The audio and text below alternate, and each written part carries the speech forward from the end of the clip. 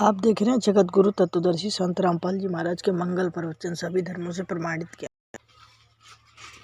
कि तुम प्रणाम भी करते हो और दिल में जगह है नहीं तो वो व्यर्थ है। चाहे तो जय गोपाल जय बोलो और चाहे जय गोपाल दंडवत कर पैरा पड़ प्रणाम, पर दुआ करो दिल पाक से, वो असला असल सलाम। अब जैसे हम कोई भी अंग नमन करते हैं, ये ऊपरी क्रिया है, ऊपरी क्रिया भी आवश्यक है, लेकिन इसमें सहयोग, इसका लाभ तब मिलेगा जब अंदर से अंदर भी साथ होगी। दुआ करो दिल पाक से, दुआ करो दिल पाक से, पवित्र हृदय से वो प्रणाम करो, वो तेरी असला असल सलाम, वो तेरी वास्तविक प्रणाम है, वो यज्ञ का लाभ तब देगी। अब हृदय में जो कसक आती है प्रभु के प्रति, उसका लेखा होता है। वैसे उठे पीठे उठ प्रणाम करते रहे, दंडवत करते रहे, बार बार करते रहे, अंदर जगह है नहीं, तो वो तो व्यायाम कर रहे, हम प्रणाम नहीं कर रहे, व्यायाम कर रहे। दुआ करो दिल पाक से, असला असली सलाम। अब जैसे प्रणाम का अर्थ होता है नमस्ते, प्रणाम।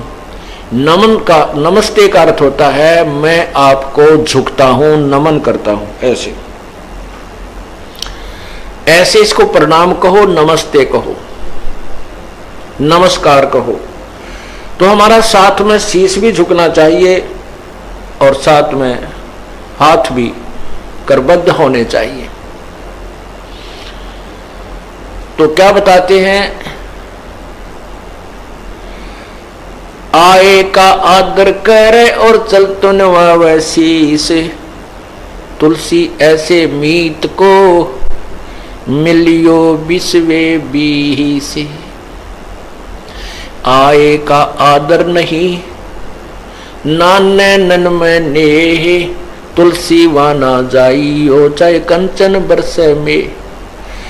अब यहां संसारिक व्यवहार में बताया है, परमात्मा के मार्ग में इससे थोड़ा सा भिन्न हो जाता है। फिर भी हमने इसका सहयोग लेना है, इन बातों को अपने हृदय में जचाना है। कहते हैं दुआ करो दिल पाक से, असला असल इस्लाम। अब जैसे किसी व्यक्ति को अधरंग मार गया है और वो कर नहीं जोड़ सकता, लेकिन हृदय में जगह है, तो उसकी परिणाम है। और भी कई बीमारियां हो जाती हैं जिस कारण से वो प्रणाम करने में असमर्थ रहता है कुछ समय, तो उस समय भी उसकी जो हृदय में जगह है भगवान की के प्रति, संत के प्रति, जो हृदय में उसका उसकी आर्थिक इच्छा है और हृदय से वो अंदर ही अंदर प्रणाम कर रहा है, वो लेखे में है उसकी।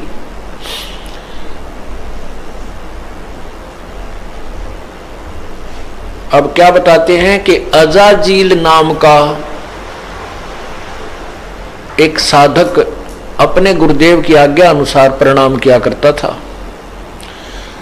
और उस प्रणाम का उसको इतना फल मिला कि इतनी यज्ञ होगी, 11 अरब बंदगी, 11 अरब प्रणाम किए उसने अपने जीवन में। अब हिसाब लाओ कितने प्रतिदिन कितने उसने प्रणाम किए होंगे, जब एक वर्ष में 11 अरब प्रणाम उसके बन गए। उसके प्रतिफल में वो स्वर्ग में गया, और वहां स्वर्ग के अंदर भी एक विशेष पोस्ट उसको दी जानी थी,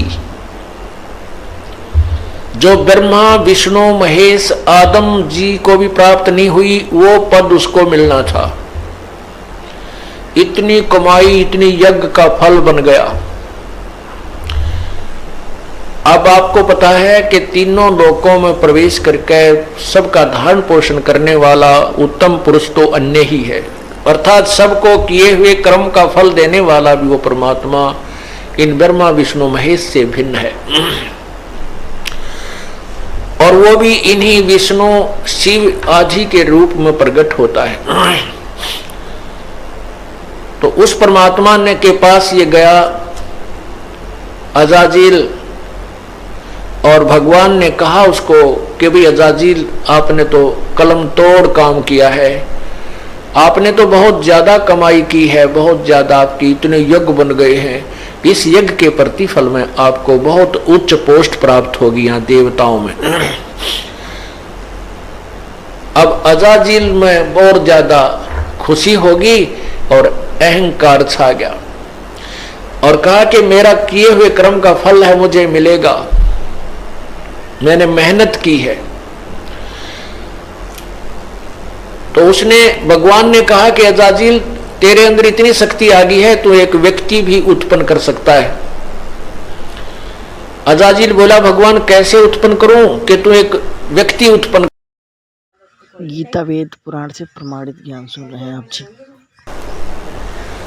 उसने कह दिया, नर भव, एक सुंदर नौजवान लड़का सामने प्रकट हो गया।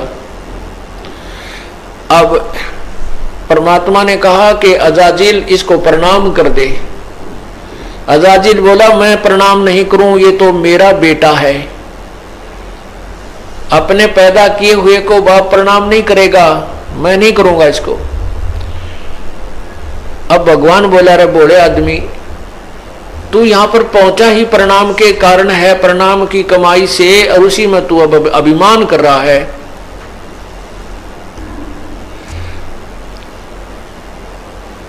अब भगवान ने सोचा कि ये नालायक अपनी सारी कमाई को खोएगा, चलो इसको थोड़ा कंसेशन देता हूं।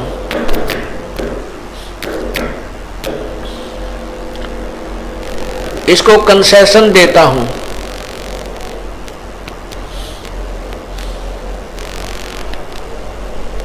अब क्या किया भगवान ने, एक छोटा सा गेट था उनके आंगन में,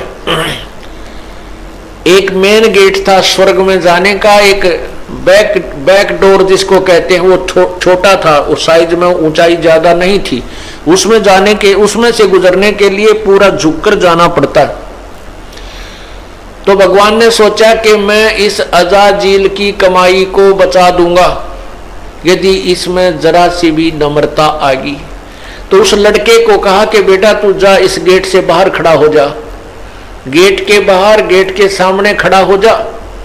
वो दूर खड़ा हो गया लड़का, उस बैक डोर के सामने, वो जो कुछ नीचा था। भगवान कहने लगा उस अजाजिल को कि आजा अजाजिल, तुझे स्वर्ग की सैर कराता हूं, आजा सैर सपट्टा करके आवांगे, तुझे सारा स्वर्ग घुमा कर दिखाता हूं। तो भगवान भी अपने मुकुट समेत ऐसे झुक करके उस गेट के में से परली तरफ पहुंच गया और कहा, आजा अजाजिल। अजाजिल कहने लगा, मैं खूब जानता हूं आप मुझे बेवकूफ बनाना चाहते हो, मेरा मजाक करोगे। अब सामने वो लड़का खड़ा है, मैं झुक कर आऊंगा तो आप कहोगे देखा ना, झुका दिया, ऐसी गलती हम नहीं करते। अब भगवान नाराज हो गया, नो बोला, नालायक, अब प्रणाम करने का उद्देश्य क्या था तेरा?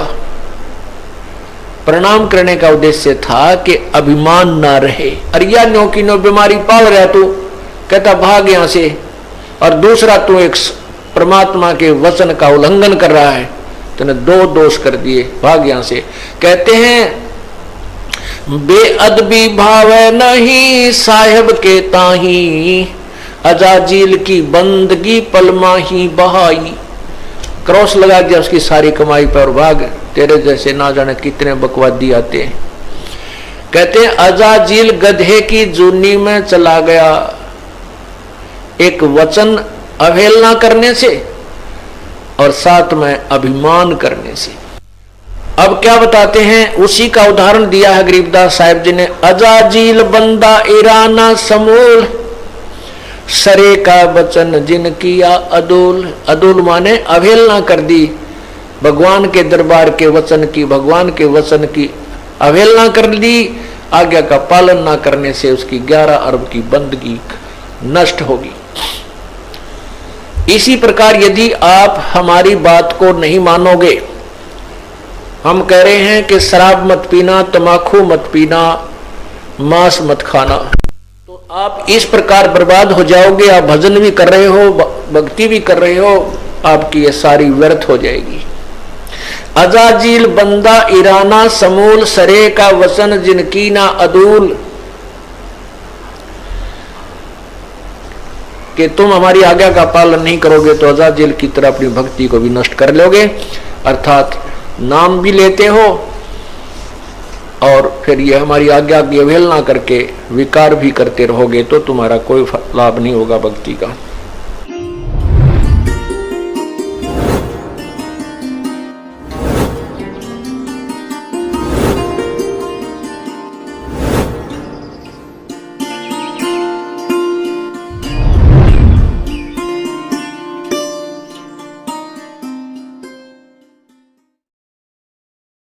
चैनल को लाइक सब्सक्राइब जरूर करें।